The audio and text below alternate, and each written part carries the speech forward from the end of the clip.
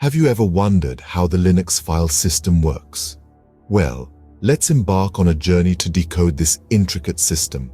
The Linux file system, quite unlike others, is organized in a hierarchical structure, similar to an inverted tree with branches and nodes. At the very top of this hierarchy, or rather the base, is the root directory, denoted by a /. This root directory is the mother of all directories, housing all other directories, files, drivers, and system resources. Understanding this structure is crucial as it forms the backbone of the Linux operating system. The Linux file system is a world in itself, a universe of directories and subdirectories, all meticulously organized under the root directory. This organization is not just for aesthetics. It's the beating heart of the Linux operating system's functionality and efficiency. Now you may ask, why is the root directory so important? Let's delve deeper into this. The root directory, denoted by a /r, is the starting point of the Linux file system. It's the granddaddy of all other directories, with each one branching off from this central hub, much like the roots of a tree. Let's dive into some of these subdirectories and see what they're all about. First up, we have the /bin directory.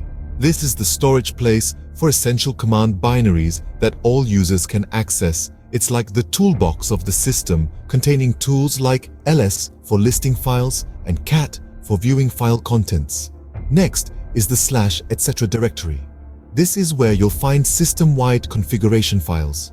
Think of it as the control center, where the rules and regulations governing the system are stored. Then we have the /home directory. This is where users' personal directories reside. Each user gets their own little corner of the system, where they can store files and customize settings to their heart's content.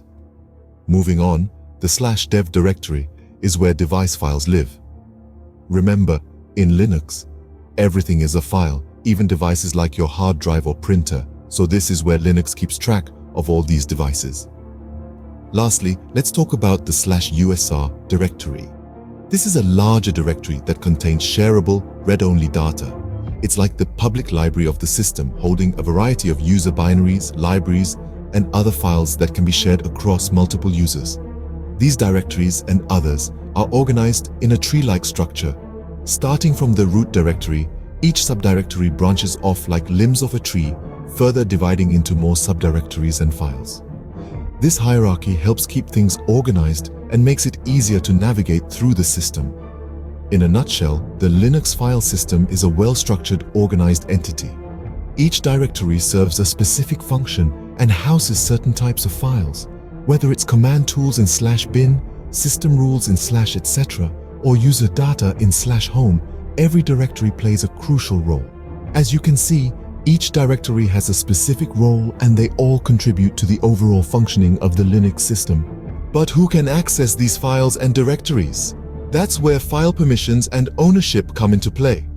In the Linux world, every file and directory is assigned 3 types of owners, namely the user, the group, and others. Each of these owners possesses specific permissions, categorized as read, write, and execute. Now, let's break this down. The read permission lets you view the contents of a file or directory. The write permission, on the other hand, allows you to modify the contents of a file or directory. And then there's the execute permission that makes a file or directory actionable, meaning you can run a file as a program or script, or access a directory and its subdirectories. These permissions determine who can do what with a specific file or directory. They are represented symbolically or numerically, with each symbol or number corresponding to a specific permission. Understanding file permissions and ownership is crucial for maintaining the security and integrity of your Linux system. So, we have explored the Linux file system, its directories, and file permissions. We dove into the root directory, the heart of the Linux file system, and discovered its diverse subdirectories, each with its unique purpose and function. We delved into the /usr, /var, /etc, and many more directories, understanding their critical roles in the Linux universe. We also dive deep into file permissions and ownership, unraveling the intricate layers of security that Linux offers. We learned how permissions on a file can be read, write, or execute, and how ownership of a file is divided into user, group, and others. Understanding the Linux file system is not just a technical skill, but a gateway to the heart of Linux. It helps us navigate the system with ease, manage files efficiently, and maintain the system effectively. Remember, the Linux file system might appear complex, but once you understand its structure and functionality, it's a powerful tool at your disposal.